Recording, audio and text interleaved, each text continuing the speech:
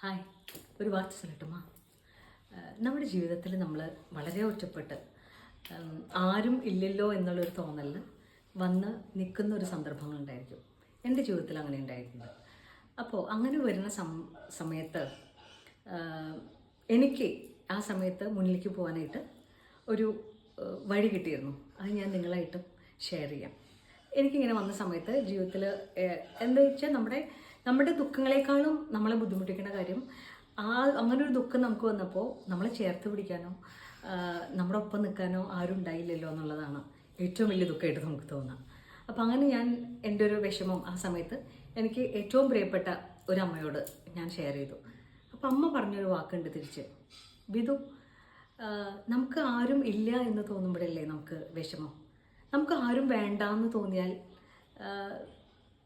നമുക്ക് ആ വിഷമം തോന്നില്ലല്ലോ കുട്ടിയെന്ന്. അത് വലിയൊരു ലൈഫ് ലെസൺ ആയിരുന്നു എന്നെ സംബന്ധിച്ച്. കാരണം ആ ഒരു വാക്കിൽ പിടിച്ചിട്ട്, കാരണം എനിക്കാരും വേണ്ട, ഐ എം ഇനഫ്. അപ്പം അങ്ങനെ വരുമ്പോൾ എന്താണെന്നറിയോ, അത് നമ്മുടെ ചോയ്സാണ്. എനിക്കാരും വേണ്ട എന്നുള്ളത് എൻ്റെ ചോയ്സാണ്.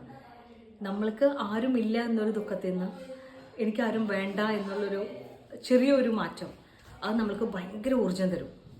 അപ്പോൾ ഈ ഒരു വാക്കുകൊണ്ട് എൻ്റെ ലൈഫിൽ ഞാൻ ഒരുപാട് കാലം മുന്നിലേക്ക് പോയി. എനിക്കാരും വേണ്ട, ഐ ആം ഇനഫ് എന്നുള്ളതിൽ.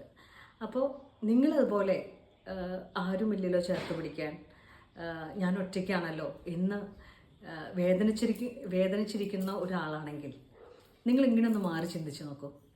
നമുക്കാരും വേണ്ട,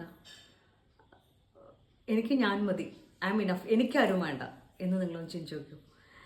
നിങ്ങൾക്ക് മുന്നിലേക്ക് പോകാനായിട്ട് ഒരുപാട് ഊർജം, ആ ഒരു ചെറിയൊരു മാറ്റം മാറി ചിന്തിക്കുന്നതിലൂടെ നിങ്ങൾക്ക് പറ്റും. ഓക്കെ, അതെൻ്റെ ഉറപ്പാണ്.